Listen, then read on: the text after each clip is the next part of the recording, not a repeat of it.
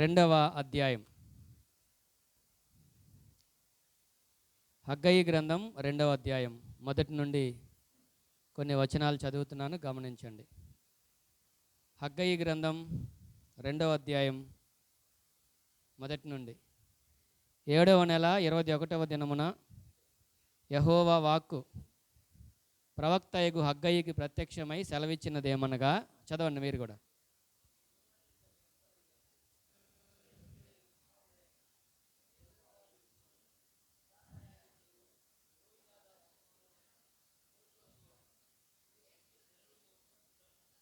పూర్వకాలమున ఈ మందిరమునకు కలిగిన మహిమను చూచిన వారు మీలో ఉన్నారు కదా. అట్టి వారికి ఇది ఎట్టిదిగా కనబడుచున్నది, దానితో ఇది ఎందునను పోలినది కాదని తోచుచున్నది కదా.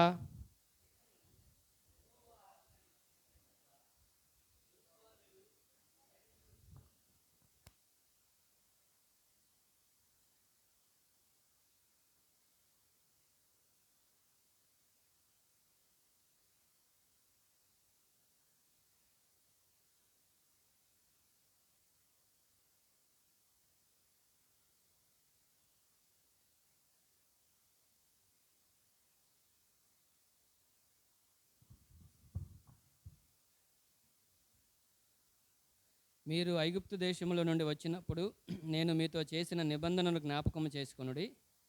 నా ఆత్మ మీ మధ్య ఉన్నది గనుక భయపడకుడి.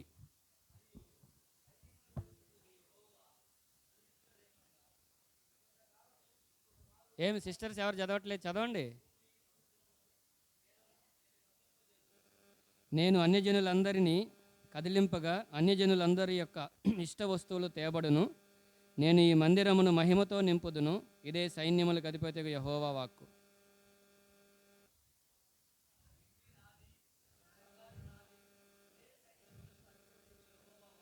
తొమ్మిదో వచనం అందరం కలిసి చదువుకుందాం. ఈ కడవరి మందిరము యొక్క మహిమ మునపటి మందిరము యొక్క మహిమను మించునని సైన్యములకు అధిపతిగా యెహోవా సెలవిచ్చుచున్నాడు. ఈ స్థలమందు నేను సమాధానం నిలుపను అనుగ్రహించెదను. ఇదే సైన్యములకు అధిపతిగా యెహోవా వాక్కు. చిన్న మాట ప్రార్థన చేసుకొని దేవుని మాటలు విన్నాం. దయగల తండ్రి, మిమ్మల్ని స్తుతిస్తున్నాం. మరొకసారి మేము మాటలు వినాలని ఆశపడుతున్నాం. మాతో మాట్లాడమని యేసుక్రీస్తు ప్రభు వారి శ్రేష్టమైన నామంలో ప్రార్థించుచున్నాము తండ్రి, ఆమేన్. మంచిది. మహిమగల దేవునికి కృతజ్ఞతాస్తుతులు తెలియజేస్తూ చేరువచ్చిన మీ అందరికీ నా హృదయపూర్వకమైన వందనాలు. అందరికి వందనాలు. కొంచెం నోరు తెరిచి చెప్పండి. కిట్ అంటే మరి నేను చెప్తున్నాను కదా, రైట్, మంచిది. ఉదయకాలం మనం ఈ హగ్గయి గ్రంథంలో నుంచి మొదటి అధ్యాయాన్ని మనం ధ్యానం చేసాం. మొదటి అధ్యాయంలో ఒక్క మాటే ధ్యానం చేసాం. మందిరాన్ని కట్టడానికి దేవుడు ఆనాటి ప్రజలను పిలిచాడు. అంతకుముందు వాళ్ళు ఎలా ఉన్నారో, వాళ్ళ పరిస్థితి ఏంటో మనం ఆలోచన చేసాం. దేవుని మందిరం పట్ల, దేవుని సన్నిధి పట్ల, దేవుని పని పట్ల ఆనాటి ప్రజలు నిర్లక్ష్యంగా ఉన్న కారణం చేత ఏం జరిగింది? విస్తారమైన పంట వేస్తున్నారు, కొద్దిగానే వస్తుంది. పంట పండట్లేదు, అవునా? వచ్చిన పంట కూడా సక్రమంగా వారు వాడుకోవడానికి ఉండట్లేదు. సంపాదించిందంతా సిల్లి సంచిలో వేసినట్లే అయిపోతుంది. సంపాదిస్తున్నాం, కష్టపడుతున్నాం, కానీ మిగలట్లేదు. కారణం ఏంటో మనం చూసాం. ఇక్కడ ఇంకో మాట చెప్పి నేను ముందుకెళ్తాను. నిజంగా చెప్పండి, మన కోసం మనం ఎంత సమయాన్ని కేటాయిస్తున్నాం, దేవుని కోసం మనం ఎంత సమయాన్ని కేటాయిస్తున్నాం? మన కోసం మనం ఎంత డబ్బులు ఖర్చు పెట్టుకుంటున్నాం, దేవుని కోసం మనం ఎంత ఖర్చు పెడుతున్నాం, దాని మీద ఆధారపడింది. అందుకనే దేవుని మందిరం దేవుని ఆశీర్వాదం అని చెప్పింది. దేవుని మందిరంతో మనకుండే సంబంధాన్ని బట్టి, దేవుని మందిరం పట్ల మనం ప్రవర్తించే విధానాన్ని బట్టి, దేవునికి మనం ఇచ్చే ప్రాధాన్యతను బట్టే దేవుడు మనకిచ్చే ఆశీర్వాదం కూడా ఉంటుంది అని మనం జ్ఞాపకం చేసుకోవాలి. ఇంకా 3 మాటలు ఉన్నాయి. మరి ఒక్క మాటకే ఉదయం గంట పడితే 3 మాటలకు 3 గంటలు పట్టిద్ది కదా. ఇప్పటి నుంచి 3 గంటలు అంటే 6 అయింది. చెప్పనా? సరే, ఊరికే అంత లోతుకి వెళ్ళకుండా జస్ట్ అలా మీకు అర్థం అవటానికి ఊరికే మీకు అలా చెప్పి నేను త్వరగా ముగించడానికి ప్రయత్నం చేస్తాను. 2వ అధ్యాయంలో 3 సార్లు దేవుడు ప్రత్యక్షమయ్యాడు. మొదటి అధ్యాయంలో ఒకేసారి, అది మందిరం కోసమని దాని వివరాలు మనం విన్నాం, ఎక్కువ సమయం అది.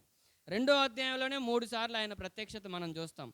మొదటిగా ఆయన ప్రత్యక్షమయ్యి తెలియజేస్తున్నది ఏంటయ్యా అంటే, దేవుని మందిరాన్ని ఇప్పుడు మొదటి అధ్యాయంలో ప్రత్యక్షత వచ్చిన తర్వాత దేవుని మందిరాన్ని వాళ్ళు ప్రారంభించారు. అమ్మ వినాలి, జాగ్రత్తగా వినాలి, నిద్రపోతున్నారు కొంతమంది, కొంచెం జాగ్రత్తగా వినాలి, కొంచెం ఓపిక తెచ్చుకోండి.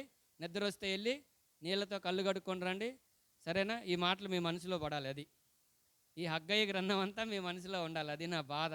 దానికోసం నేను ఎంత కష్టపడ్డానో, ఎన్ని గంటలు వెచ్చించానో అది నాకు తెలుసు, దేవునికి తెలుసు. మీరు కనీసం వినటానికి కూడా ఇబ్బంది పడితే ఎట్లా? కొంచెం జాగ్రత్తగా వినాలి. అలాగైతే ఇప్పుడు మందిరం కట్టడానికి వాళ్ళు ప్రారంభించగా, మందిరం కడుతూ ఉండగా వారికి నిరుత్సాహం ఎదురైంది. ఎప్పుడైనా గుర్తుపెట్టుకోండి, ఏదైనా ఒక మంచి పని చేసేటప్పుడు తప్పకుండా చాలామంది ఏం చేస్తారు? నిరుత్సాహపరుస్తారు. నువ్వు పాట పాడటానికి వచ్చావనుకో, నువ్వు పాడలేవులే, నీ గొంతు లేదులే ఆరుకో అంటారు. నువ్వు ప్రార్థన చేయడానికి వచ్చావనుకో, లేదా నువ్వు ప్రసంగం చేయడానికి వచ్చావనుకో, లేదా నువ్వు పరిచర్య చేయడానికి వచ్చావనుకో, ఏదైనా దేవుని కోసం నువ్వు ముందుకు వచ్చిన ప్రతిసారి కొంతమంది ఉంటారు వెనక్కి లాగుతూ ఉంటారు, నిరుత్సాహపరుస్తూ ఉంటారు. ఇక్కడ వీళ్ళకి వచ్చిన నిరుత్సాహం ఏంటో తెలుసా? మందిరం కడతారా మీరు? మీరా మందిరం కట్టేది? అసలు ఇంతకు ముందున్న మందిరం ఎలా ఉండేదో తెలుసా మీకు? పూర్వదినాల్లో ఎంత బాగుండేదో. సొలొమోను కట్టిన దేవాలయాన్ని పడగొట్టాడు కదా ఆయన. ఎవరు? నెబుకద్నెజరు. ఆ మందిరం ఎంతో ఎంతో బాగుండేది కదా, అవునా? ఎంతో ఎంతో ఉన్నతంగా ఉండేది ఆ మందిరం వైభవం. అక్కడ జరిగినటువన్నీ చూసిన తర్వాత ఇప్పుడు వీళ్ళు ఈ మందిరం కడతా ఉంటే, వీళ్ళు ఏం కడతారబ్బా, బానిసలుగా వచ్చారు, వీళ్ళ దగ్గర ఏమున్నాయి అబ్బా, ఏం చేస్తారబ్బా అనుకుంటున్నారు. అవునా? జాగ్రత్త వినండి. ఇటు చూడండి, పిల్లకల్లి కాదు, ఇటు చూడండి, వాక్యం వినండి, సరేనా? జాగ్రత్తగా. అలాగైతే ఇక్కడ మనం జ్ఞాపకం చేసుకుంటూ ఉండగా, వీళ్ళు ఏం కడతారులే, వీళ్ళ దగ్గర ఏమున్నాయిలే అని మీరా ఏం చేస్తారులే నిరుత్సాహపరుస్తా అంటే కొంచెం వాళ్ళకి నిరుత్సాహం వచ్చింది. నిరుత్సాహం వచ్చిన తర్వాత జరిగింది ఏంటయ్యా అంటే, దేవుడు మాట్లాడుతున్నాడు ఇప్పుడు.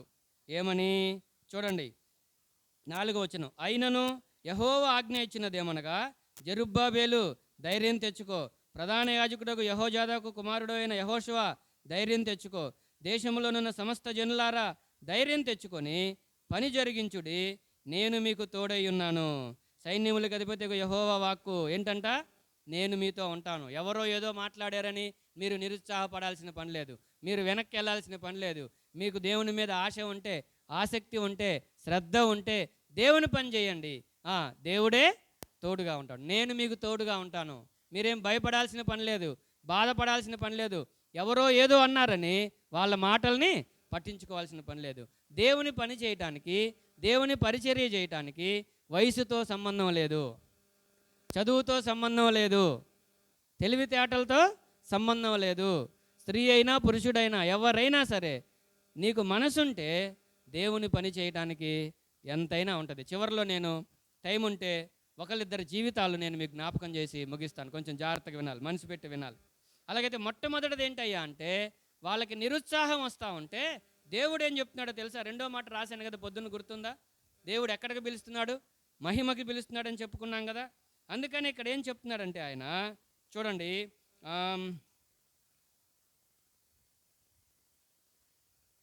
9వ వచనం. ఈ కడవరి మందిరము యొక్క మహిమ మునుపటి మందిరము యొక్క మహిమను మించునని సైన్యములకు అధిపతిగా యెహోవా సెలవిచ్చుచున్నాడు. మీరేదో అనుకుంటున్నారేమో, భయపడుతున్నారేమో, బాధపడుతున్నారేమో, వాళ్ళేళ్ళ మాటలు చూసి అనుకుంటున్నారేమో, ఇంతకు ముందున్న మందిరానికి మించిన మహిమను ఈ మందిరం మీద నేను ఉంచుతాను అని చెప్తున్నాడు. అలాగైతే ఇంతకుముందు మనకంటే ఎవరైనా అలా జీవించి ఉన్నారేమో, దేవుణ్ణి సేవించారేమో, దేవుణ్ణి వెంబడించారేమో, మనం అలా వెంబడించలేమని ఎవరైనా మనల్ని నిరుత్సాహపరుస్తూ ఉంటే, మనకి దేవుడిస్తున్నటువంటి ప్రోత్సాహకరమైనది ఏంటయ్యా అంటే, మునుపటి మందిరం యొక్క మహిమ కంటే ఈ మందిరం యొక్క మహిమే మించి ఉంటుంది. నా మహిమను నేను ఆ మందిరం మీద ఉంచుతాను.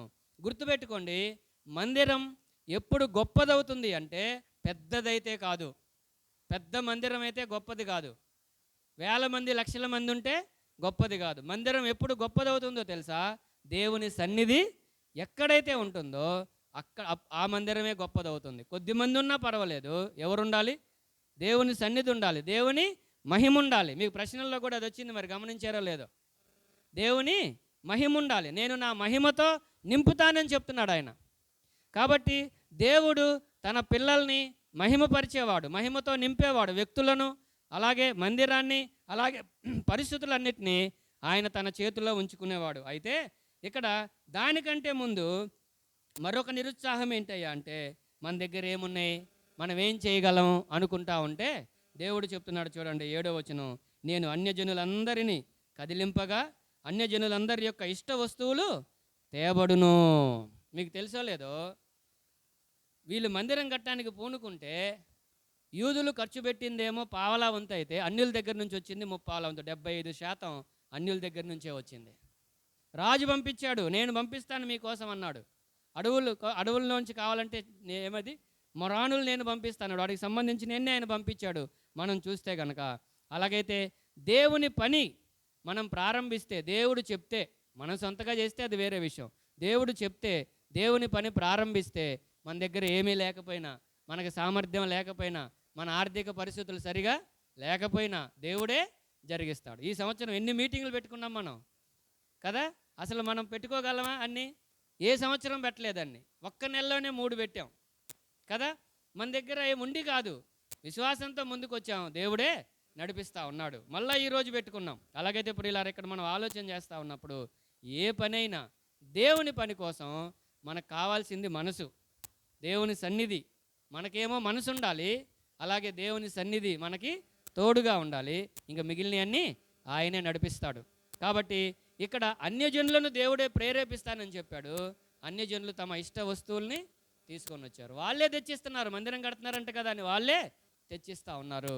అలాగున పని జరిగిపోయింది. 2వ ప్రత్యక్షతలో ఆయన నేను మహిమతో మందిరాన్ని నింపుతానని, మీరు ధైర్యం తెచ్చుకొని పని చేయండి అని ఆయన చెప్తూ, ముఖ్యంగా వాళ్ళు ధైర్యం తెచ్చుకొని పని చేయడానికి 3 మాటలు చెప్పాడు. వాటిని జస్ట్ అలా చెప్పేసి ముందుకెళ్తాను, వివరించను. కానీ మొదటి మాట ఏంటయ్యా అంటే నేను మీకు తోడుగా ఉంటానన్నాడు. అంతేగా 4వ వచనం చివరిలో నేను మీకు తోడుగా ఉంటాను. దేవుని సన్నిధి మనతో ఉంటే మనం ఎంతైనా చేయొచ్చు, ఏమైనా చేయొచ్చు. కాబట్టి దేవుడు ఈరోజు మనకిస్తున్నటువంటి ఒక వాగ్దానం అనుకోండి, లేదా మనకు ఒక భరోసా అనుకోండి. ఏంటయ్యా అంటే నేను మీకు తోడుగా ఉంటాను. ఇంకా నీ పరిస్థితుల గురించి నువ్వు ఆలోచించొద్దు, నీ ఆరోగ్యం గురించి నువ్వు ఆలోచించొద్దు, వయసు గురించి ఆలోచించొద్దు, ఆర్థిక పరిస్థితుల గురించి ఆలోచించొద్దు, కుటుంబ నేపథ్యం సమస్యల గురించి ఆలోచించొద్దు. నేను నీతో ఉంటాను. ఇది ధైర్యమా కాదా? ఇది ప్రోత్సాహమా కాదా? 2వ మాట చూడండి.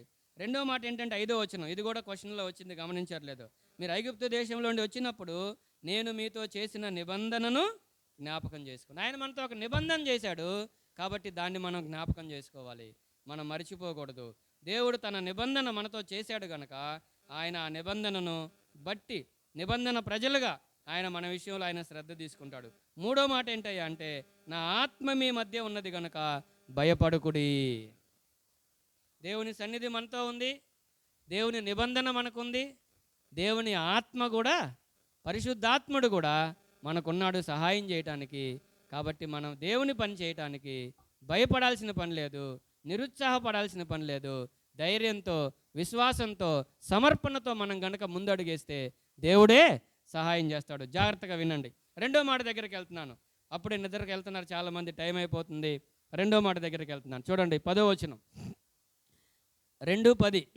మరియు దర్యావేషు ఏలుబడి యందు 2వ సంవత్సరము 9వ నెల 24వ దినమున యెహోవా వాక్కు ప్రవక్తయగు హగ్గయికి ప్రత్యక్షమై సెలవిచ్చినదేమనగా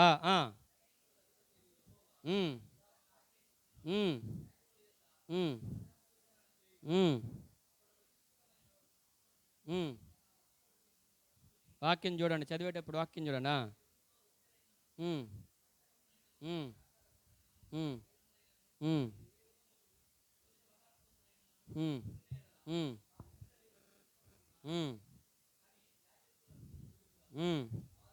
కాదనిరి, ఆ మాట గుర్తుపెట్టుకున్నా. తర్వాత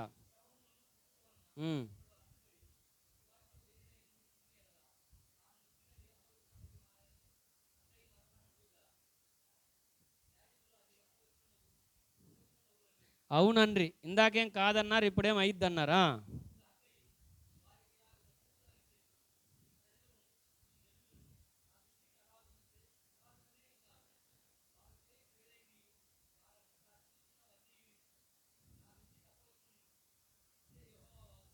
ఇక్కడ మనం చదువుకున్న ఈ మాటలన్నీ కొంచెం మీకు వివరిస్తాను, లేకపోతే అర్థం కాదు. ప్రతిష్ఠితమైనటువంటిది అది ఏదైనా సరే తీసుకొని వెళ్ళి ఎక్కడన్నా తగిలితే అది ప్రతిష్ఠితం అవుతుందా అని అడిగాడు యాజకుడు. కాదని చెప్పారు. ఆ తర్వాత శవాన్ని ముట్టిన తర్వాత, అంటే అపవిత్రుడు అయిన తర్వాత మళ్ళా దేనికైనా తగిలితే అపవిత్రం అవుతుందా అంటే అవుతుంది అని చెప్పాడు. అయితే ఇక్కడ మనకు అర్థం కావాల్సిన విషయం ఏంటయ్యా అంటే, కొంచెం జాగ్రత్తగా వినండి. మంచి కంటే చెడే ఎక్కువగా ప్రభావం చూపిస్తుంది, మొదటి మాట. రెండవదిగా, ఇప్పుడు నా దగ్గర మంచి ఉందనుకోండి, నా మంచి నీకు వస్తుందో రాదో చెప్పలేం, కానీ నా దగ్గర చెడు ఉంటే మాత్రం నా చెడు నీకు వెంటనే అంటుకుంటుంది అది. కాబట్టి ఇక్కడ పరిశుద్ధంగా ఉండటానికి దేవుడు పిలుస్తున్నాడు. మీరు ఈ మాటలన్నీ చెప్తూ ఏమన్నాడంటే 14వ వచనంలో, ఈ జనులు నా దృష్టికి అలాగే ఉన్నారు, వారు చేసే క్రియలన్నీ, వారు అర్పించే అర్పణలన్నీ నా దృష్టికి అపవిత్రములు. అర్థమైందా? దేవుడు ఎవరు? పవిత్రుడు, పరిశుద్ధుడు.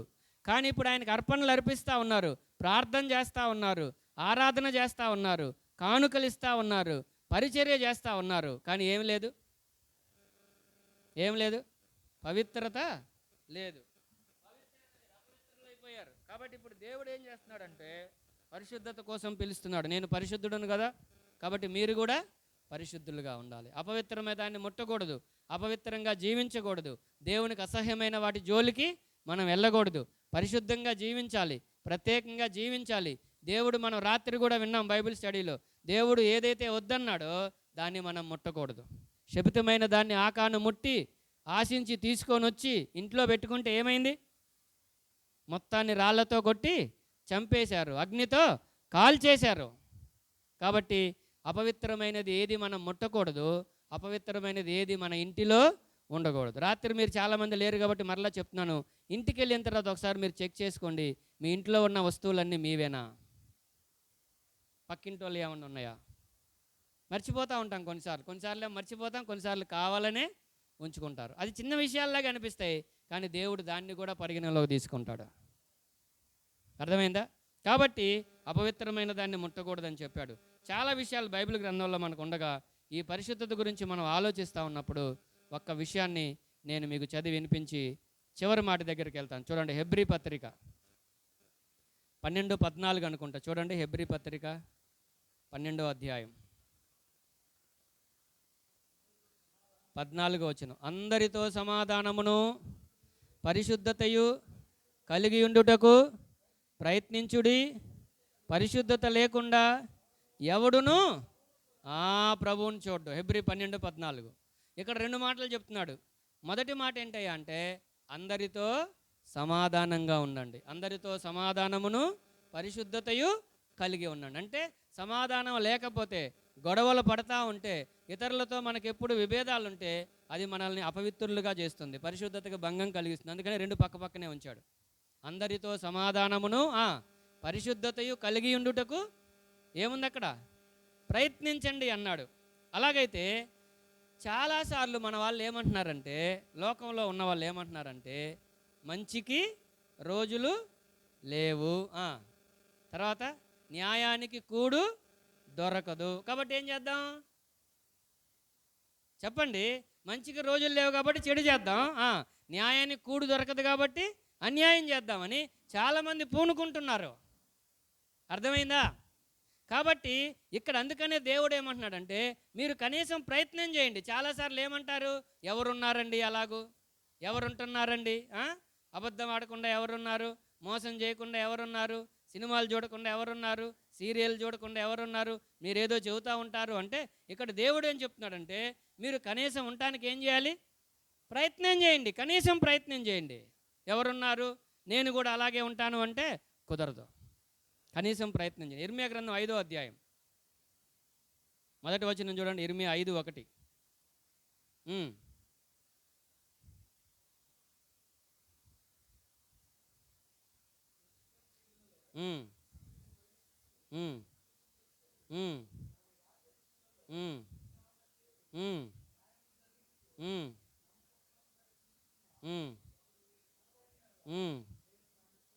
దేవునికి చాలా కోపం వచ్చింది ఇశ్రాయేలు మీద. ఆయన ఉగ్రతను కుమ్మరించాలనుకుంటున్నాడు, వాళ్ళందరినీ నిర్మూలన చేయాలనుకుంటున్నాడు.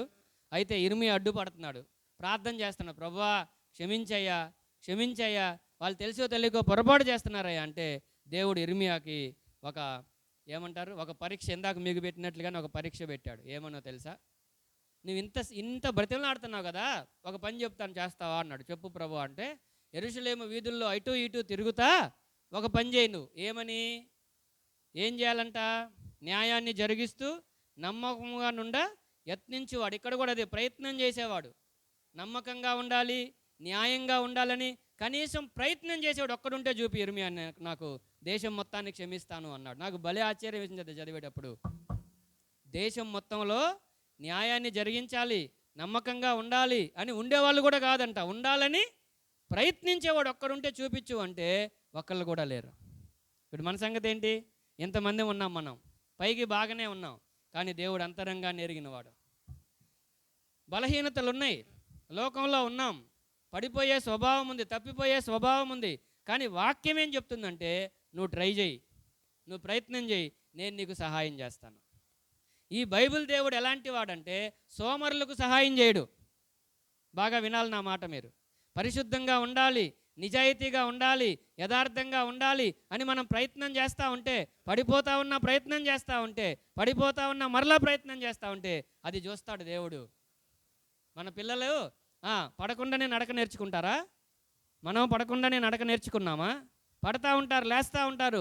అప్పుడు వాళ్ళు నడువు అంటాం, అక్కడి నుంచి వాళ్ళు నడుస్తూ ఉంటే మధ్యలో పడిపోతారు. మళ్ళీ మనం చేయబట్టుకుని నడిపిస్తూ ఉంటాం, మళ్ళీ వదిలేస్తాం, మళ్ళీ నడవమంటాం, పడతా ఉంటారు, లేపుతూ ఉంటాం. కాబట్టి భక్తి జీవితంలో ప్రారంభంలో ఒక స్థాయికి వచ్చే వరకు, స్థిరపడే వరకు, ఆత్మీయంగా ఎదిగే వరకు ఈ అప్ అండ్ డౌన్స్ అనేవి సహజంగా ఉంటాయి. అయితే మనమేమనుకుంటున్నామంటే ఇంకా మన వల్ల కాదులే, ఇంతేలే అనుకుంటున్నాం. మనం ఎప్పుడు కూడా ఏం చేయాలి? ప్రయత్నం చేస్తూనే ఉండాలి. 100 సార్లు ఓడిపోయినా ఇంకోసారి ట్రై చేయన్నాడు. కాబట్టి దేవునికి ఎవరు కావాలంట? అందరితో సమాధానమును పరిశుద్ధతయు కలిగి ఉండుటకు ప్రయత్నించండి. పరిశుద్ధత లేకుండా ఎవడును ప్రభువుని చూడలేడు. ఎందుకింత ప్రయత్నం, ఎందుకింత ప్రయాస? విశ్వాస జీవితం ఎందుకింత కష్టమైపోయింది? మనం పరిశుద్ధంగా ఉండాలనుకుంటున్నాం, చాలాసార్లు ఇబ్బందులు అవుతూ ఉన్నాయి, అయినా నిలబడతా ఉన్నాం, పడతా ఉన్నాం, లేస్తూ ఉన్నాం, దేవుడు నడిపిస్తూ ఉన్నాడు. ఎందుకు ఇదంతా అంటే, అందరిలాగా లోకస్తుల్లాగా మనం ఎందుకు ఉండకూడదంటే దీనికి 2 రీజన్స్ అన్నమాట. మొదటి కారణం ఏంటయ్యా అంటే, మనం నమ్మిన దేవుడు పరిశుద్ధుడు కాబట్టి ఆయన పాపాన్ని సహించలేడు. పాపాన్ని చూసి సహించలేని కన్నులు గలవాడని ఉంది బైబిల్లో. ఆయన పరిశుద్ధుడు కాబట్టి ఆయన పిల్లలమైన మన దగ్గర పాపం ఉంటే ఆయన సహించడు. రాత్రి బైబిల్ స్టడీలో విన్నాం కదా, ఇశ్రాయేలీలందరూ ఏడుస్తూ ఉన్నారు, యెహోషువ ఏడుస్తున్నాడు, పెద్దలు ఏడుస్తున్నారు, ఎందుకు ఓడిపోయాం, ఎందుకు ఇంతమంది చచ్చిపోయారు అని అడుగుతూ ఉంటే, ఇశ్రాయేలీల్లో దుర్మార్గం ఉంది, దాన్ని నిర్మూలన చేస్తేనే, లేకపోతే నేను సహించనే. ఏం చేయమంటారు? ఆ తప్పు పని చేసిన వ్యక్తిని, ఆయన కుటుంబాన్ని తీసుకొని వెళ్ళి రాళ్లతో కొట్టండి, చంపండి, కాల్చేయండి అని చెప్పాడు. అది మనకేం సూచిస్తుందయ్యా అంటే, కొన్నిసార్లు దేవుడు కొన్ని విషయాలను అంత తీవ్రంగా తీసుకుంటాడు. మనకేమో అంత పట్టట్లేదు, ఏదో వెళ్ళిపోతా ఉన్నాం. మనకి దేవుని ప్రేమ ఎలా తయారైందయ్యా అంటే, దేవుడు ప్రేమిస్తాడులే, దేవుడు క్షమిస్తాడులే అని కొన్నిసార్లు మనలో నిర్లక్ష్య వైఖరి వస్తుంది. దేవునికి 2 రూపాలు ఉన్నాయి. మనకి కాయిన్కి బొమ్మ బొరుసు అంటారుగా, ఒక సైడ్ ఉంటే చల్లదు కదా, చిల్లర ఉంది అని చూస్తాను ఉన్నాను, తెలుసుగా, ఊరికే చూపిద్దామని. 2 వైపులు ఉంటే, ఒకవైపు ఉంటే చల్లదు కదా. దేవుడు కూడా ఒకవైపు ప్రేమ గలవాడు, మరొక వైపు రోషం గలవాడు. ఎంత ప్రేమ గలవాడో అంత రోషం గలవాడు. కోపం వస్తే తట్టుకోలేము ఆయన దగ్గర. కాబట్టి పరిశుద్ధంగా ఉండాలి. 2వ కారణం ఏంటయ్యా అంటే, పరిశుద్ధత లేకుండా ఎవరు ప్రభువుని చూడలేరు. ఆంటీ తిట్టుకుంటుంది, ఎక్కడో కుర్చీలో కూర్చున్నామని తీసుకొచ్చి ఇక్కడ కూర్చోబెట్టాడు. వెళ్ళండి, ఖాళీ ఉంది, వెళ్ళండి, ఎగ్జామ్ అయిపోయింది, వెళ్ళండి. సరే, ఇక్కడ మనం జ్ఞాపకం చేసుకుంటూ ఉండగా, పరిశుద్ధత ఎందుకు మనం పరిశుద్ధంగా ఉండాలంటే, ఒక కారణమేమో దేవుడు పరిశుద్ధుడు కాబట్టి మనం పరిశుద్ధులుగా ఉండాలి. 2వ కారణం ఏంటంటే, పరిశుద్ధత లేకుండా ఎవరు ప్రభువుని చూడలేరు. మీలో ఎంతమందికి ప్రభువుని చూడాలని ఉంది? ఎవరికి లేదా? ఏం చెప్పరేంటి మరి? ప్రభువుని చూడాలి అంటే ఏముండాలి? పరిశుద్ధత ఉండాలి. ఇప్పుడు మీకు ఇది అర్థమయ్యేలాగా చెప్పి 3వ మాట దగ్గరికి వెళ్తాను. ఇది అర్థం కావాలి మనకి. ప్రభువుని చూడాలంటే ఎక్కడికి వెళ్ళాలి? భూమి మీద కనపడతాడేంటి? అప్పుడప్పుడు చాలామంది చెబుతూ ఉంటారు కబుర్లు, నమ్మకండి, దేవుడు నాకు కనపడ్డాడు, రాత్రి కల్లో వచ్చాడు, తెల్ల అంగి వేసుకొని ఏంటది గొర్రె పిల్లని చంకలో పెట్టుకొని కర్ర పట్టుకొని వచ్చాడు. ఇవన్నీ ఉత్తమాటలే, నమ్మకండి. దేవుణ్ణి ఎవరు చూడలేదని బైబిల్ చెప్తుంది. మనం ఆయన చూడలేదు, కానీ ఒకప్పుడు చూస్తూ ఉన్నాడు. పేతురు పత్రికలో రాస్తూ ఆయన ఎలా ఉన్నాడో అప్పుడు చూస్తాం మనం వెళ్ళి. ఇప్పుడు ఆయన చూడాలంటే ఎక్కడికి వెళ్ళాలి? పరలోకం వెళ్ళాలి కదా. పరలోకం వెళ్ళాలంటే ఏం కావాలి? పరిశుద్ధత కావాలి. ఇప్పుడు అర్థమైందా? పరిశుద్ధంగా ఉంటే పరలోకం వెళ్తాం, పరలోకం వెళ్తే ప్రభువుని చూస్తాం. ఇది మీకు అర్థం అవ్వాలంటే ఇంకో విధానంగా చెప్తాను. ఇదే కొరింథీ మొదటి పత్రిక 15వ అధ్యాయంలో ప్రభు యొక్క రాకడ గురించి చెప్తాడు. కడబోర మోగగానే ఒక్కసారి మనమందరం మార్పు చెంది దేవుని దగ్గరికి వెళ్ళిపోతామని చెప్తాడు. బాగా వినండి. ఇప్పుడు యేసు ప్రభు త్వరగా రాబోతున్నాడు, అవునా? నమ్ముతున్నారు కదా? యేసు ప్రభు త్వరగా రాబోతున్నాడు. ఆయన మధ్యాకాశానికి వచ్చి మా బోర ఊదినప్పుడు ఎవరికి వినపడిద్దో తెలుసా? ఎవరైతే రక్షించబడి ఆయన కొరకు పరిశుద్ధంగా జీవించారో వాళ్ళకే వినపడిద్ది. ఎవరికైతే ఆ బోర శబ్దం వినపడిద్దో వాళ్ళకి మహిమదేహం వచ్చిద్ది. ఆత్మ బయటకు వచ్చి ఆ శబ్దం విన్నప్పుడు ఈ ఆత్మకి మహిమదేహం వస్తుంది. మహిమదేహం రాగానే వాళ్ళు అలాగనే మేఘాల మీద కొనిపోబడతారు. అప్పుడు ప్రభువుతో సదాకాలం ఉంటాం. అదే తెస్సలోనిక పత్రికలు కూడా ఆ మాటలే చెప్తాడు. కాబట్టి ఇప్పుడు దేవుని దగ్గరికి వెళ్ళాలి అంటే దేవుని పిల్లలంగా ఏంది నసరాపేట గుంటూరు వెళ్ళి రావటం అనుకుంటున్నారా? పరలోకం అంటే కాదు కదా. ఒక మాట చదువుదామా? చూడండి, ప్రకటన గ్రంథం 21వ అధ్యాయం. మీకు మాట ఇచ్చినట్టు 3:30కి ముగిస్తాను, ఏం టెన్షన్ పడద్దు, టైం ఏం చూసుకోవద్దు. ప్రకటన గ్రంథం 21వ అధ్యాయం 21వ అధ్యాయం 27వ వచనం.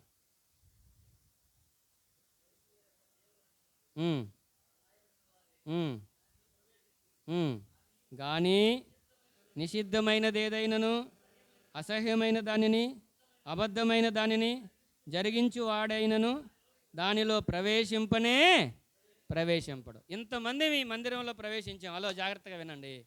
పరలోకంలో ప్రవేశిస్తారా? ఎట్టిట్టంటే మరి ఎట్లా? ఏంటి పరిస్థితి? ఇప్పుడు ఇంతకాలం వచ్చి ఇంతసేటు వచ్చి ప్రార్థన చేసి పరిచర్య చేసి కదా, ఇంత చేసి రేపు ఇట్టిట్టంటే ఉపయోగం ఏముంది? కాబట్టి మీటింగ్ ఎందుకు? టైంపాస్కా? ఎందుకు? మనలో ఉన్న లోపాలని సరిచేసుకొని వాక్యంతో మన పాపాలను కడుక్కొని పవిత్రపరచబడి ప్రభు పోలికలోనికి రావటానికి. పరిశుద్ధతలో 2 రకాలు ఉంటాయి. ఈ మాటలు మీకు అర్థమైతే చాలు. మొదటి మాట ఏంటయ్యా అంటే, మొదటి మాట పరిశుద్ధత గురించి మనం ఆలోచిస్తూ ఉన్నప్పుడు దేవుడు పరిశుద్ధపరిచే పరిశుద్ధత ఒకటి ఉంటుంది, మనల్ని మనం పరిశుద్ధపరుచుకునేది ఒకటి ఉంటుంది. దీన్ని బైబిల్ గ్రంథంలో ఏం చెప్తారంటే, దేవుడు మనల్ని పవిత్రపరిచేదేమో ప్రభు దగ్గరికి వచ్చి, ప్రభువా నేను పాపిని, నన్ను క్షమించు, ఈ రోజు నుంచి నీ బిడ్డగా ఉంటాను అని ఎప్పుడైతే తీర్మానం చేశామో అప్పుడు ఆయన తన రక్తంతో కడిగి, యోహాను మొదటి పత్రిక 1:7లో ఉంది కదా, యేసు రక్తం ప్రతి పాపము నుండి మనల్ని పవిత్రులుగా చేయును. ఇది ఒక్కసారే జరిగేది. దేవుడు తన రక్తంతో మనల్ని పవిత్రపరిచి, అంటే గతంలో మనం చేసిన పాపాలన్నింటినీ క్షమించి మనల్ని ఆయన రక్తంలో కడిగి పవిత్రపరుస్తాడు. అయితే అంతటితో అయిపోలేదు. మనం భూమి మీద ఉండగా, ఈ లోకంలో ఉండగా లోక మాలిన్యం రోజు మనకు అంటుతూనే ఉంటుంది. కాబట్టి ఏం చేయాలి? రోజు స్నానం చేస్తారా మీరు? 2-3 రోజులు చేసేవాళ్ళు ఎవరైనా ఉన్నారు ఇక్కడ? రోజుకు 2 సార్లు కూడా చేసేవాళ్ళు ఉన్నారు కదా, ఖచ్చితంగా. 3 సార్లు కూడా చేసే ఉన్నారు. నేను చెప్పిన గతంలో అవకాశం ఉంటే 3 సార్లు కూడా చేస్తాను నేనని. అలాగైతే ఎందుకయ్యా అంటే శుభ్రంగా ఉండాలని, ఫ్రెష్గా ఉండాలని. అలాగే ఇక్కడ మనం ఆలోచన చేస్తూ ఉండగా దేవుని వాక్యం చేత ఎప్పటికప్పుడు మనల్ని మనం ఏం చేయాలి? పవిత్రపరుచుకుంటాం. ఈ లోకంలో ఉన్నాం, ఈ లోక మాలిన్యం అంటుతూ ఉంటుంది, పాపం అంటుతూ ఉంటుంది. దాన్ని దేవుని వాక్యంతో ఎప్పటికప్పుడు మనం ఏం చేయాలి? పవిత్రపరచుకోవాలి. దేవుడు చేసేది ఆయన చేసేసాడు. ఇప్పుడు జరుగుతుంది ఏంటయ్యా అంటే, ఇప్పుడు దీన్ని శాంటిఫికేషన్ అంటారు. రక్షణ శాస్త్రంలో 3 మాటలు చెప్తారు థియాలజీలో. అర్థమైతే అర్థం చేసుకోండి, లేకపోతే లేదు. అన్న వినాలి. ఒకటి జస్టిఫికేషన్ అంటారు, దేవుడే చేసే పని, అది నీతిమంతులుగా తీర్చటం. రెండవది శాంటిఫికేషన్ అంటారు, అంటే మనం ప్రతిరోజు పరిశుద్ధపరచబడుతూ ఉండేది. మూడవది గ్లోరిఫికేషన్ అంటారు, అది కూడా ఆయన చేసేది. ఒక రోజున ఈ పాప ప్రపంచం నుంచి ఆయన పూర్తిగా మనల్ని తన రాజ్యంలోనికి తీసుకొని వెళ్తాడనమాట. ఇప్పుడు జస్టిఫికేషన్ అయిపోయింది, నీతిమంతులుగా తీర్చబడ్డాం. గ్లోరిఫికేషన్ అంటే మహిమపరచబడటానికి సిద్ధంగా ఉన్నాం. ఈ మధ్య కాలంలో మనం ఉన్నాం. ఈ శాంటిఫికేషన్, ఈ పవిత్రపరచబడుట అనే ప్రక్రియ ఏదైతే ఉందో చాలా కష్టంగా ఉంది, మిమ్మల్ని చెప్పుకోవటం, జాగ్రత్తగా వినండి. ఈ పరిశుద్ధపరచబడ్డ ప్రక్రియ అనేది ఏదైతే ఉందో అది మన బాధ్యత, మన చేతిలోనే ఉంది. మనమే ప్రతిరోజు పవిత్రపరచబడుతూ ఉండాలి. ఈ హగ్గయి గ్రంథంలో దేవుడు అదే పిలుస్తున్నాడు, మీరు పవిత్రంగా ఉండాలి. మీ క్రియలు, మీ అర్పణలు నా దృష్టిలో అపవిత్రంగా ఉన్నాయి, చూసుకోండి, పవిత్రపరచుకోండి, సరి చేసుకోండి అని చెప్పాడు. చివరి మాట చెప్పేసి నేను ముగిస్తాను. చూడండి, చివరి మాట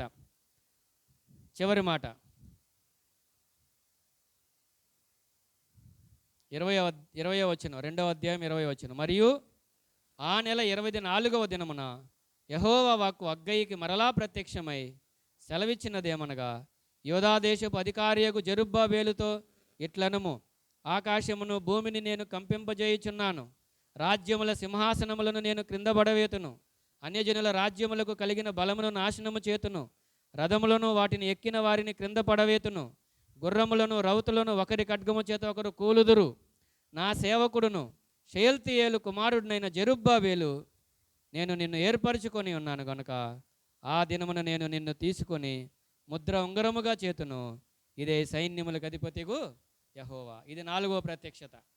మొదటి ప్రత్యక్షతలో మందిరాన్ని గురించి చెప్పాడు, 2వ ప్రత్యక్షతలో మహిమను గురించి చెప్పాడు, 3వ ప్రత్యక్షతలో పరిశుద్ధతను గురించి చెప్పాడు, 4వ ప్రత్యక్షతలో భవిష్యత్తులో జరగబోయే 2 విషయాలు చెప్తున్నాడు. ఒకటి, అన్యజనులను నేను నాశనం చేస్తాను. ఎందుకు అంటే వారికి నేను అవకాశం ఇచ్చాను, నన్ను గురించి చెప్పాల్సిన విషయాలన్నీ బయలుపరుస్తూ ఉన్నాను, చెప్పేవాళ్ళు చెప్తా ఉన్నారు, కానీ వాళ్ళు వినట్లేదు, విన్నా నమ్మట్లేదు, నా దగ్గరికి రావట్లేదు. కాబట్టి వాళ్ళకి ఉగ్రత ఉంది, వాళ్ళకి శిక్ష ఉంది అని చెప్తున్నాడు. అలాగైతే ఇక్కడ లోపల ఉన్న వాళ్ళైనా బయట ఉన్న వాళ్ళైనా భూమి మీద 2 రకాల ప్రజలు ఉన్నారు. ఒకటి దేవుని పిల్లలు, రెండవది అన్యజనులు. ఏంటంటే దేవుని పిల్లలు, దేవుని నమ్మని వాళ్ళందరూ అన్యజనులు, ఏ కులమైనా ఏ మతమైనా. ఇప్పుడు దేవుని నమ్మకుండా ఉన్న వాళ్ళందరి మీదకి దేవుని ఉగ్రత రాబోతా ఉంది. వాళ్ళందరినీ నేను నశింపజేస్తానని చెప్తున్నాడు. ఎందుకు ముందే చెప్తున్నాడంటే, ఒకవేళ వాళ్ళు తప్పు తెలుసుకొని, తప్పు ఒప్పుకొని, సరి చేసుకొని దేవుని దగ్గరికి వస్తే, దేవుని హృదయంలో చేర్చుకుంటే ఆయన క్షమించే దేవుడు. మనకి నినివే వృత్తాంతం మనందరికీ తెలుసు కదా. నినివే పట్టణానికి యోనా వెళ్ళి ఇంకా 40 రోజుల్లో దేవుడు ఈ ప్రాంతాన్ని నశింపజేయబోతా ఉన్నాడు అన్నప్పుడు రాజు దగ్గర నుంచి ప్రజలందరూ ఏం చేశారు? అందరూ గోనె పట్టలు కట్టుకొని ఉపవాసం ఉండి పశ్చాత్తాపడ్డారు. దేవుడు వాళ్ళని ఏం చేశాడు? క్షమించాడు. వాళ్ళ మీదకి దేవుడు తన ఉగ్రతను రాకుండా చేశాడు. యోనా గ్రంథంలో ఉంటాయి ఆ మాటలు, మీరు తర్వాత చదువుకోండి. కాబట్టి ఇక్కడ ఉన్న వాళ్ళైనా, ఇంకా ఈ శబ్దయంత్రం ద్వారా వింటున్న వారైనా, మీరు ప్రభు పిల్లలైతే రాబోయే ఉగ్రత నుంచి మీరు తప్పించబడతారు. లేకపోతే ఆరని అగ్నిగుండం ఉంది, తీరని బాధ ఉంది. చెప్పినంత ఈజీ కాదు. ఏమండి, చెప్పినంత ఈజీ కాదు. ఈరోజు ప్రార్థనకి దేవుడు మందిరంలోకి మిమ్మల్ని ఎందుకు తెచ్చాడో తెలుసా? ఆ ఉగ్రత నుంచి తప్పించుకోవడానికి మరొక ఛాన్స్ ఇస్తున్నాడు. మారతావా? అప్పుడప్పుడు ఇంట్లో వాళ్ళు అంటారు, ఏమయ్యా మారవా? ఆడవాళ్ళు అంటూ ఉంటారు, సహోదరులు కదా, మారవా నువ్వు? తల్లిదండ్రులు అంటారు పిల్లల్ని, మారవా ఇంతేనా అని. ఈరోజైనా మారండి, మార్పు చెందండి. ఎంతకాలం ఈ లోకంలో జీవించినది అశాశ్వతం. ఈ లోకంలో ఉన్న పాపమంతా ఏదో మనల్ని భ్రమపెట్టి మనల్ని నడిపిస్తుంది, కానీ చివరికి నష్టపోతాం, నశించిపోతాం. దయచేసి ప్రభువుని హృదయంలో చేర్చుకోండి. అందులో 2వ మాట ఏంటయ్యా అంటే, జెరుబ్బాబేలు గురించి చెప్తున్నాడు, నేను నిన్ను ఏర్పాటు చేసుకున్నాను, నువ్వు నాకు ముద్ర ఉంగరంగా ఉంటావు అని చెప్తున్నాడు. దీన్ని 2 విధాలుగా చెప్తారు. మొదటి విషయం ఏంటయ్యా అంటే, ఇది దావీదు రాజైన ఆయన వంశంలో యూదులు కదా వీళ్ళందరూ. యెహోయాకీను అనేటువంటి ఒక దుర్మార్గుడైన రాజు కాలంలో ఇశ్రాయేలీయులను దేవుడు శత్రువుల చేతికి అప్పగించాడు. ఇప్పుడు ఈ జెరుబ్బాబేలు ఎవరయ్యా అంటే ఆయన సంతానమే. ఇప్పుడు దావీదుకు దేవుడు వాగ్దానం చేశాడు, నీ సింహాసనం మీద ఒకరు ఉండకుండా మానరు అని. కాబట్టి ఇదిగోండి, నేను నిన్ను ఏర్పాటు చేసుకున్నాను, ముద్ర ఉంగరంగా చేస్తాను. శాశ్వత ఉంగరం అనేది అధికారానికి సూచిస్తూ ఉంది. నేను నీకు అధికారం ఇస్తాను, నేను నిన్ను రాజుగా చేసుకుంటాను, లేదా నేను నీకు ఆధిపత్యం ఇస్తాను అని దేవుడు వాగ్దానం చేస్తున్నాడు జెరుబ్బాబెలుతో. రెండో మాట ఏంటయ్యా అంటే, ఇది మెస్సయ్యాను గురించిన ప్రవచనం అని కూడా చెప్తారు బైబిల్ పండితులు. యేసుక్రీస్తు ప్రభు గురించినటువంటి ప్రవచనం. ఈ వచనం, ఈ మాట యేసుక్రీస్తు భవిష్యత్తులో చేయబోయేటువంటి దానికి సంబంధించిందని కూడా కొంతమంది చెప్తారు. ఏది ఏమైనప్పటికీ ఈరోజు మనం ఈ హగ్గయి గ్రంథంలో నుంచి 4 మాటలు నేర్చుకున్నాం. గుర్తుంటే చెప్పండి, లేకపోతే ఏమో అనండి. మొదటి మాట ఏంటి? ఏమో. ఏంటి మొదటి మాట?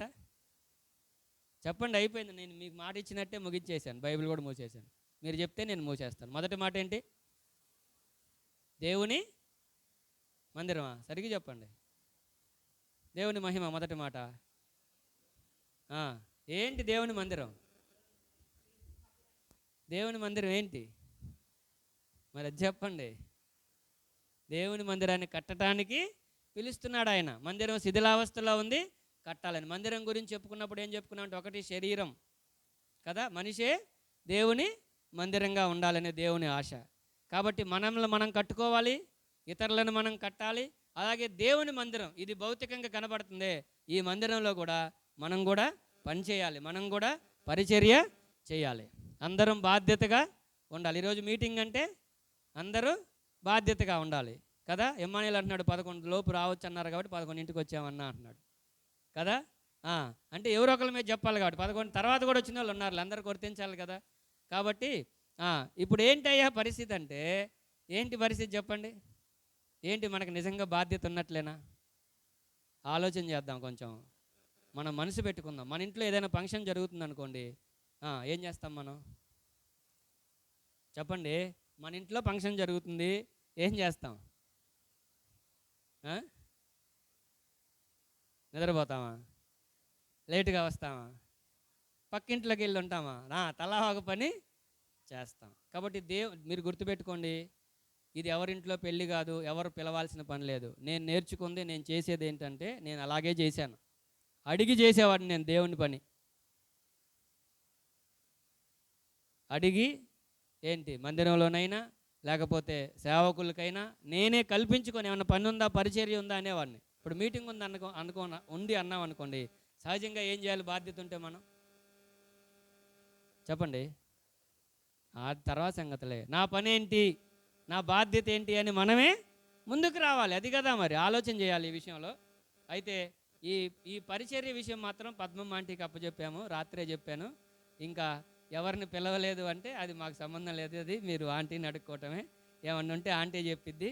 సరేనా? రాత్రి కూడా చెప్పాము, ఇప్పుడు కూడా చెప్తున్నాను. ఆంటీ చెప్తుంది మీకు, లేదా సహోదరులకైతే తిరుపతి అన్న చెప్తాడు. ఇంకా నేను చెప్పేది ఏమి ఉండదు, మీకు గుర్తుపెట్టుకోండి. ఎందుకంటే నేను మర్చిపోతాను, నా పనులు నాకు ఉంటాయి, వాక్యం చదువుకోవాలి, ప్రార్థన చేయాలి, అటు ఇటు వెళ్ళాలి, ఇవన్నీ ఉంటాయి. కాబట్టి కొంచెం ఆ బాధ్యతలు వాళ్ళు తీసుకుంటున్నారు. కాబట్టి ఈ విషయాలు గుర్తుంచుకొని అందరం కలిసి దేవుని పనిలో ఉందాం. ఈరోజు మనం నేర్చుకుంది ఏంటయ్యా అంటే, దేవుని మందిరాన్ని నిర్లక్ష్యం చేస్తే మనకు నష్టమా లాభమా? ప్రస్తుతం మనం నష్టాల్లో ఉన్నామా, లాభాల్లో ఉన్నామా? నిజం చెప్పండి. నష్టాల్లోనే. ఎందుకు? దేవుని పనుల విషయంలో, దేవుని కార్యాల విషయాల్లో నిర్లక్ష్యంగా ఉన్నాం కాబట్టి. అర్థమవుతుంది కదా. కాబట్టి ఈరోజు మనం ఏం చేయాలి? ఈ నష్టాలు పూడ్చబడాలంటే, పరిస్థితులన్నీ సరిచేయబడాలంటే మీరు ఆలోచించుకోండి అని చెప్పాడు దేవుడే. అవునా? మనం ఆలోచించుకుందాం, మనల్ని మనం ప్రభు దగ్గర సరి చేసుకుందాం. ఈరోజు ప్రభు మనతో మాట్లాడాడు. నిజమే ప్రభా, నా లోపం నాకు అర్థమైంది, మందిరం విషయంలో జాగ్రత్తగా ఉంటాను. అలాగే దేవుడు తన మహిమకు పిలుస్తున్నాడు. దేవుడు ఎవరిని మహిమపరుస్తాడు? ఇంక నేను అక్కడ నిలబడలే, టైం లేదు కాబట్టి. మూడవది పరిశుద్ధంగా ఉండాలని కోరుకుంటున్నాడు. పరిశుద్ధంగా ఉంటాను ప్రభు అని అడుగుదాం. నాలుగోది భవిష్యత్తు గురించి భరోసా ఇస్తున్నాడు. ఇప్పుడు ఏంటి నా పరిస్థితి అనుకుంటున్నాం కదా, మనకి ఇప్పుడు అర్థం కాదు. కానీ భవిష్యత్తులో దేవుడు మన జీవితాల్లో, మన కుటుంబాల్లో, మన సంఘంలో ఆయన గొప్ప కార్యాలు చేయబోతున్నాడు. ఇదిగో వాళ్ళకి వాగ్దానం చేస్తున్నాడు, మనకు కూడా చేస్తున్నాడు, ఆశీర్వాదానికి పిలుస్తున్నాడు. 4వ మాట కదా. కాబట్టి దేవుడు తప్పకుండా మనల్ని దీవిస్తాడు. ఆ మాట చదవలేదు నేను, ఆ మాట చదివి ప్రార్థన చేస్తాను. చూడండి 2వ అధ్యాయం, 2 అధ్యాయాలు పేజీన్నర ఉంది. అది కూడా చదవటానికి చాలా ఇబ్బంది అయింది కదా. చూడండి 2వ అధ్యాయం 19వ వచనం. కొట్లలో ధాన్యం ఉన్నదా?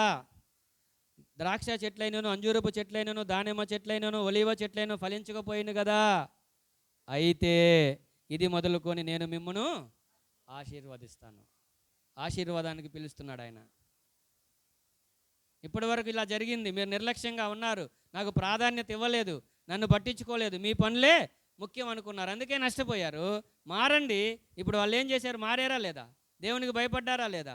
వెంటనే మందిరం కట్టడానికి తీర్మానం చేసుకున్నారు. కాబట్టి ఇప్పుడు దేవుడు అంటున్నాడు, మీరు నా మాట విని మీ మనసు మార్చుకొని మంచి నిర్ణయం తీసుకున్నారు, మందిరం కట్టడానికి ముందుకు వచ్చారు, కాబట్టి నేను మిమ్మల్ని ఆశీర్వదిస్తాను అంటున్నాడు. కాబట్టి ఈరోజు మనం అందరం ఒక తీర్మానం చేసుకుందాం, దేవునికి మొదటి స్థానం ఇద్దాం, దేవునికి ప్రాధాన్యత ఇద్దాం, దేవుని సన్నిధికి, దేవుని మందిరానికి, దేవుని వాక్యానికి, దేవుని పనికి, దేవుని పరిచర్యకి మనం ప్రాధాన్యత ఇస్తే ఆశీర్వాదాలు వెంటబడి వస్తాయి. దానికోసం మనం అడగాల్సిన పని లేదు, వాటి కోసం మనం వెంటబడాల్సిన పని కూడా లేదు. మన మన అవసరాలన్నీ మన వెంటబడి వస్తాయి. తల్ల వంచండి, ప్రార్థన చేసుకుందాం. 3:30 అయిపోయింది, నేను మీకు ఇచ్చిన టైం. ప్రార్థన చేసుకుందాం. అందరూ తల్ల వంచండి, కళ్ళు మూసుకోండి, ఎవరు లెగవద్దు, అటు ఇటు తిరగొద్దు. ఒక్క నిమిషం అందరూ కళ్ళు మూసుకోండి. విన్న వాక్యాన్ని ఆలోచన చేయండి, విన్న వాక్యాన్ని ఆలోచన చేయండి, విన్న వాక్యాన్ని ఆలోచన చేయండి. ఎవరు లెగవద్దు, ఎవరు కళ్ళు తిరగొద్దు, ఎవరు మాట్లాడొద్దు. ఒక్క నిమిషం విన్న వాక్యాన్ని అందరూ ఆలోచన చేయండి. అరగంట టైం ఉంది, 4ంటికి అనుకున్నాం కదా, ఇబ్బంది ఏం లేదు. అందరూ ఒకసారి కళ్ళు మూసుకోండి. వినపడుతుందా? అందరూ మోకరించి కళ్ళు మూసుకోండి, అందరు నోరు తెరవండి, అందరూ ప్రార్థన చేయండి. ఈరోజు విన్న వాక్యాన్ని బట్టి ఒకసారి ప్రార్థన చేయండి. అందరూ, దేవుడు నీతో ఏమైనా మాట్లాడాడా? అమ్మా, అయ్యా, ఈరోజు ఏమైనా దేవుడు మాట్లాడాడా? మాట్లాడినట్టుంటే దేవుని దగ్గర నువ్వు ఒక తీర్మానం చేసుకో, సరేనా? దేవుని దగ్గర ఒక తీర్మానం చేసుకో. ప్రార్థన చేద్దాం. అందరూ నోరు తెరవండి. ప్రభువా, నేను మందిరం విషయంలో నిర్లక్ష్యంగా ఉన్నానేమో, పరిచర్య విషయంలో నిర్లక్ష్యంగా ఉన్నానేమో, పరిశుద్ధత విషయంలో నిర్లక్ష్యంగా ఉన్నామేమో, ఆలోచన చేద్దాం. నిరుత్సాహంలో ఉన్నారా? దేవుడు చెప్తున్నాడు, నేను మీతో ఉంటాను, ధైర్యంగా ఉండండి.